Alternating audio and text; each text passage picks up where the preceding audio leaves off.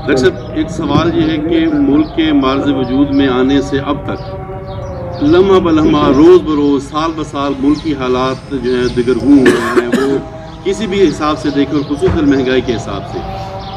سوال یہ ہے کہ بشمول جماعت اسلامی، آپ سے تو خیر جماعت اسلامی کا ہی سوال کریں گے، بشمول جماعت اسلامی مذہبی جماعتوں میں کہاں کوئی کمزوری ہے، کہاں کوئی خامی ہے کہ انہیں جس طرح سے مسلم لیگ نون کو یا پیپلز پارٹی کو یا دیگر جو جماعتیں ہیں جو مذہبی جماعتیں نہیں ہیں ان کی طرح کا ووٹ کیوں نہیں پڑتا؟ صحیح، یہ اچھا سننا چاہیے ووٹر سے کہ آپ جماعت اسلامی والوں کو کیوں نہیں ووٹ دیتے. بھئی یا تو آپ کوئی خامی بتائیں. کوئی ہم جب جاتے تھے کمپین میں ہم کہتے تھے بھئی ہمارے اندر کوئی خامی ہے تو آپ بتائیں، ہم نے کرپشن کی ہے، آپ پڑھے لکھے نہیں ہیں، دین کو نہیں سمجھتے، دنیا کو نہیں سمجھتے، کوئی بات ہے وہ نہیں جی ساریاں گلاں تہاڈیاں ٹھیک ہیں پر تسی جتنا کوئی نہیں.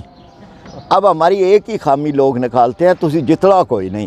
اب اس کا کوئی علاج ہے کہ لوگ یعنی اپنے قاتل اپنے آپ چنتے ہیں، اپنے پیارے بھیڑیے اور اپنے پیارے اشدہا وہ خود چنتے ہیں. اس کا کوئی باقی جہاں تک تعلق ہے باقی دینی جماعتوں سے تو آپ خود سوال کریں گے. لیکن ہم نے بڑے مثالی ووٹ لیے ہیں. کراچی میں 3 مرتبہ جماعت اسلامی رہی ہے کراچی کی ضلعی حکومت میں اور ڈیلیور کیا ہے. اس دور پہ کوئی انگلی نہیں اٹھتی. عشرت العباد جو تھے، جو ان کے گورنر تھے ایم کیو ایم کے، انہوں نے بھی نعمت اللہ خان کی ٹی وی پر تعریف کی تھی.